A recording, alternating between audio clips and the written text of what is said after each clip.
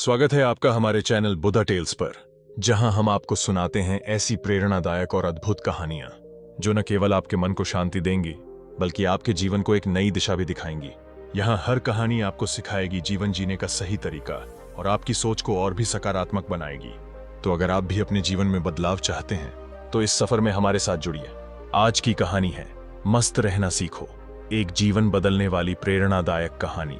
आइए इस प्रेरक यात्रा की शुरुआत करें। राजीव, एक 32 वर्षीय युवक, महानगर में अपनी पहचान बनाने के लिए संघर्ष कर रहा था।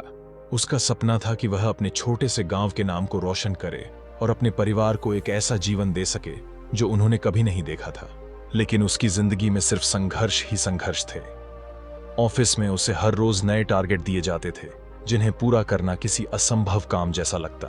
राजीव का सबसे बड़ा डर था कि वह कभी असफल हो गया तो उसके माता पिता, जो उस पर गर्व करते थे, का क्या होगा। एक दिन ऑफिस में उसके बॉस ने उसे बुलाया और कहा, राजीव, अगर इस बार टारगेट पूरा नहीं हुआ तो तुम्हें नौकरी छोड़नी पड़ेगी।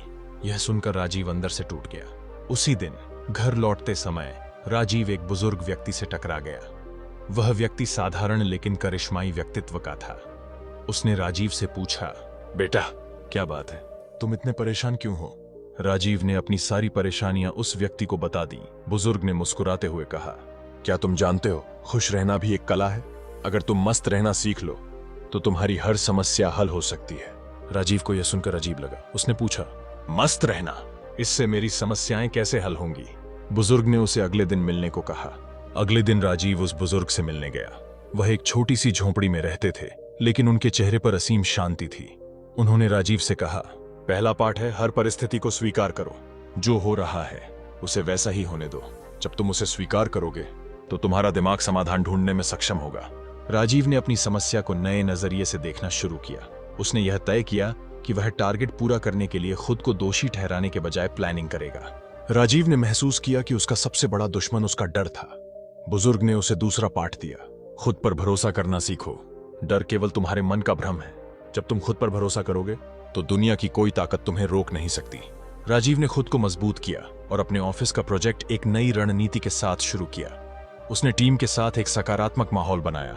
एक दिन राजीव ने देखा कि उसकी टीम का एक सदस्य, रोहित, बहुत परेशान है।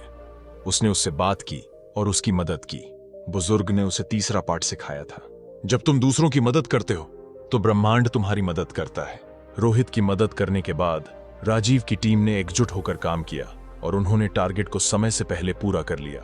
जब राजीव ने बुजुर्ग से पूछा, आप हमेशा इतने खुश कैसे रहते हैं? बुजुर्ग ने जवाब दिया, खुशी बाहर से नहीं आती, यह अंदर से आती है। जब तुम हर दिन को अपने अंतिम दिन की तरह जियोगे तो तुम्हारी सोच बदल जाएगी। राजीव ने इसे अपनी जिंदगी में उतारा। उसने छोटी छोटी बातों में खुशी ढूंढनी शुरू की। कुछ महीनों बाद राजीव को एक बड़ी कंपनी से नौकरी का ऑफर मिला, लेकिन उसने इसे ठुकरा दिया और अपना खुद का बिजनेस शुरू किया। उसने अपने गांव में एक स्कूल खोला और बच्चों को फ्री एजुकेशन देने की शुरुआत की। बुजुर्ग ने राजीव के सिर पर हाथ रखते हुए आशीर्वाद दिया और कहा, बेटा, शिक्षा केवल किताबों तक सीमित नहीं है। असली शिक्षा तो वह है जो तुम्हारे जीवन को नई दिशा दे और दूसरों के लिए उदाहरण बने। यह वाक्य राजीव के जीवन की शुरुआत का पहला कदम बन गया। पहला सबक, ज्ञान से बड़ा कोई धन नहीं। बचपन में राजीव एक साधारण किसान परिवार से था। उनके पास ज्यादा साधन नहीं थे, लेकिन उनकी जिज्ञासा और सीखने की चाहत असीम थी। स्कूल की किताबों के अलावा वह खेतों में काम करते समय अपने दादा से जीवन के किस्से और सीख सुनता था। दादा ने कहा, बेटा, जो ज्ञान तुम हासिल करोगे वह तुम्हारे साथ हर परिस्थिति में रहेगा। धन तो खो सकता है, लेकिन ज्ञान तुम्हारा सबसे बड़ा साथी होगा।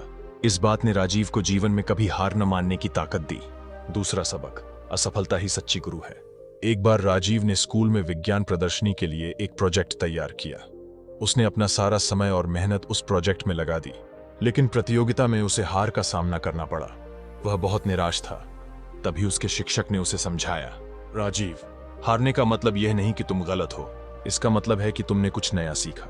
असफलता तुम्हें बेहतर बनाती है, अगर तुम उससे सीख लो। यह शब्द राजीव के दिल में गूंजते रहे और उन्होंने हार को अपनी ताकत बना लिया। तीसरा सबक, छोटी छोटी खुशियों में जीवन का असली सुख है। राजीव ने अपने परिवार को हमेशा साधारण जीवन जीते देखा।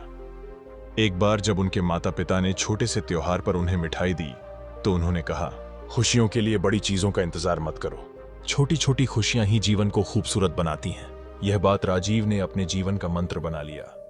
वह हर छोटी उपलब्धि और खुशी को मनाता और दूसरों के साथ बांटता। चौथा सबक, दूसरों की मदद सबसे बड़ी पूजा है। राजीव ने देखा कि उनके गांव में एक बुजुर्ग बीमार थे और उन्हें मदद की जरूरत थी। वह तुरंत आगे बढ़ा और उनकी मदद की। उस बुजुर्ग ने कहा, बेटा, भगवान तुम्हें देख रहे हैं। जब तुम किसी की मदद करते हो तो भगवान तुम्हारे साथ होते हैं। इस घटना ने राजीव को सिखाया कि सेवा से बड़ा कोई धर्म नहीं। पांचवा सबक, समय सबसे बड़ा गुरु है। राजीव ने अपने जीवन में कभी समय की बर्बादी नहीं की। उन्होंने सीखा कि समय हर घाव भरता है और हर समस्या का हल है। उनके गुरु ने उन्हें बताया, समय का सही इस्तेमाल करो बेटा, एक बार जो पल चला गया वह कभी वापस नहीं आएगा। इस बात ने राजीव को अनुशासन और समय प्रबंधन में माहिर बना दिया। जीवन में आगे चलकर राजीव ने एक बड़ा उद्यम शुरू किया और अपने गांव में शिक्षा के लिए एक स्कूल खोला। उन्होंने कहा, दोस्तों, जीवन में शिक्षा ही सबसे बड़ा हथियार है, चाहे परिस्थिति कितनी भी कठिन क्यों ना हो।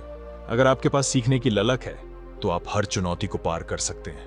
याद रखिए, हार के बिना जीत की अहमियत नहीं होती और ज्ञान के बिना जीवन का कोई मतलब नहीं। राजीव की कहानी हमें यह सिखाती है, एक, अपने ज्ञान को बढ़ाने में कभी पीछे ना हटें। 2, हर असफलता को सीखने का मौका समझें।